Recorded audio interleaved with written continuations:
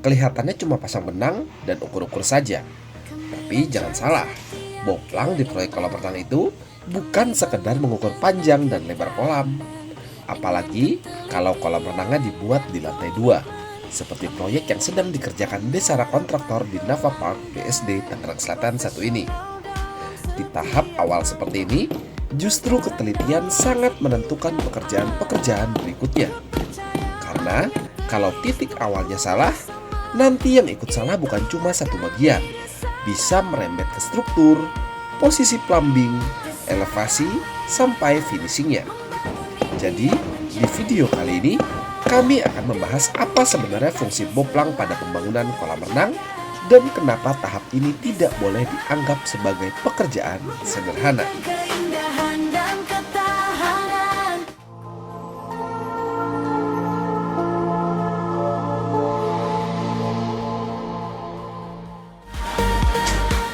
Sebelum masuk lebih jauh, kita samakan dulu pemahamannya. Boplang adalah acuan kerja yang digunakan untuk menentukan posisi dan ukuran bangunan berdasarkan gambar kerja. Dari boplang inilah, tim lapangan mendapatkan referensi untuk menentukan posisi kolam, garis as, ukuran panjang dan lebar, elevasi atau ketinggian, serta hubungan posisi kolam dengan bangunan di sekitarnya. Jadi jangan dibayangkan boplang itu cuma tarik benang, ukur, dan selesai. Tidak sesederhana itu. Boplang adalah semacam peta koordinat untuk pekerjaan di lapangan. Kalau petanya salah, jangan heran kalau tujuan akhirnya juga ikut melenceng. Nah, pada proyek Nava Park ini, kolam renang akan dibuat di area lantai 2. Artinya, kita tidak bekerja di tanah kosong biasa. Ada struktur bangunan yang sudah ada dinding di sekeliling area, ada elevasi lantai yang harus diperhatikan, dan tentunya semua posisi harus disesuaikan dengan kondisi existing.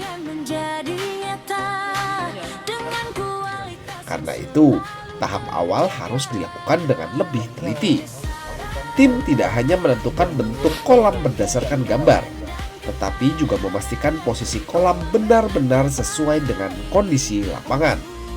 Misalnya, jarak terhadap dinding, posisi terhadap struktur yang sudah ada, level lantai, dan titik-titik yang nantinya akan menjadi acuan untuk pekerjaan struktur maupun plumbing.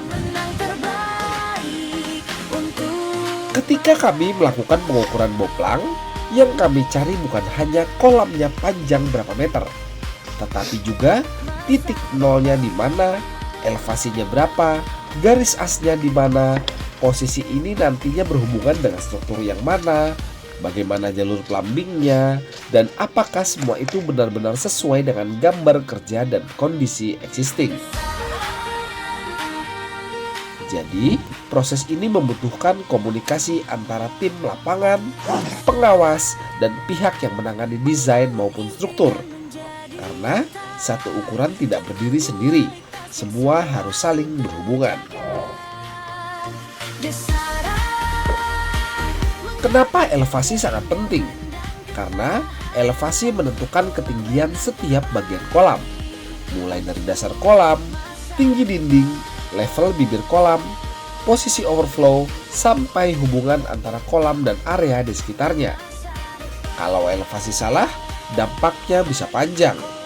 Misalnya, level overflow yang akan tidak sesuai, atau kemiringan area sekitar tidak mendukung aliran air, atau bahkan hasil akhir kolam tidak sesuai dengan desain yang sudah direncanakan.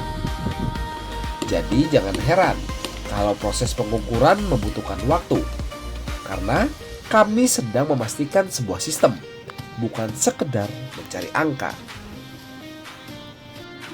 Setelah titik dan elevasi sudah ditentukan, informasi tersebut akan menjadi acuan untuk tahap berikutnya, termasuk pekerjaan pembesian, bekisting, dan juga pengecoran. Posisi tulangan harus mengikuti struktur yang direncanakan. Dimensi kolam juga harus sesuai. Dan semuanya perlu dikontrol agar tidak terjadi perubahan bentuk atau ukuran yang tidak diinginkan. Karena kalau sejak awal ukurannya meleset, nanti ketika masuk tahap finishing, kita bisa punya masalah yang baru terlihat di akhir. Dan memperbaiki kesalahan di akhir jelas lebih merepotkan. Bukan hanya struktur, posisi boplang juga harus dipikirkan bersama dengan sistem plumbingnya. Kolam renang memiliki berbagai jalur pipa. Ada inlet, ada vakum, ada main drain, dan tergantung sistemnya. Bisa ada skimmer atau overflow.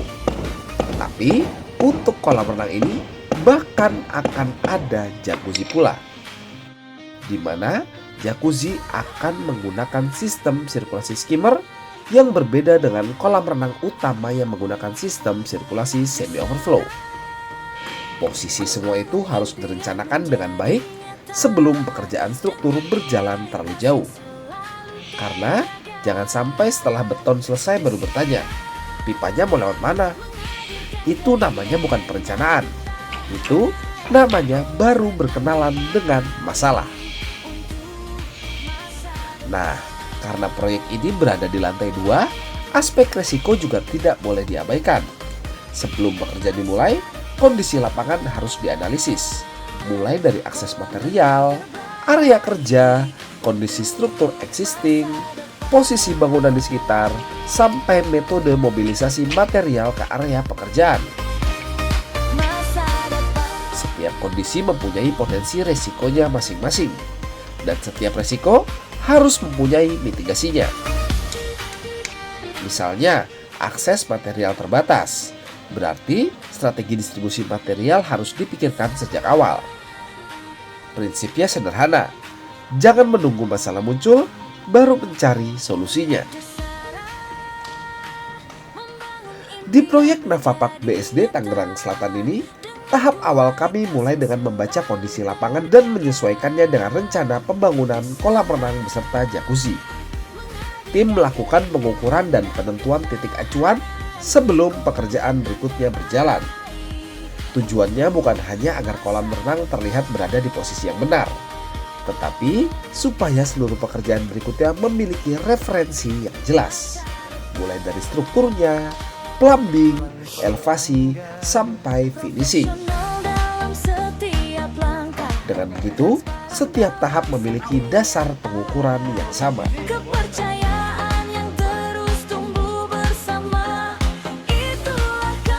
Banyak pekerjaan di konstruksi yang hasilnya baru bisa terlihat setelah berbulan-bulan. Tetapi boplang justru berada di tahap paling awal. Karena itu seringkali dianggap sepele. Padahal sebenarnya semakin baik pekerjaan awalnya, maka semakin kecil potensi pekerjaan ulang di tahap berikutnya.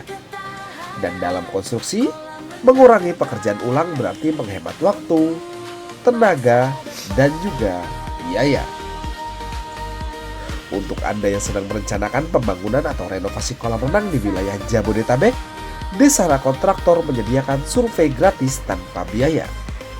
Survei dilakukan untuk memahami kondisi lokasi, kebutuhan proyek, akses pekerjaan, serta potensi risiko yang mungkin muncul.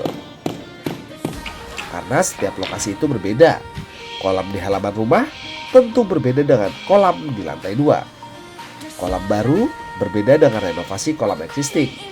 Maka metode kerjanya juga tidak bisa disamaratakan.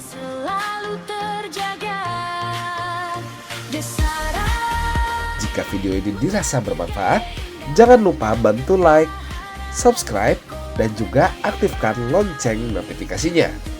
Kami akan terus membahas proses pembangunan kolam renang dari sisi yang jarang terlihat oleh para pemilik rumah. Kami pamit, sampai jumpa di video berikutnya.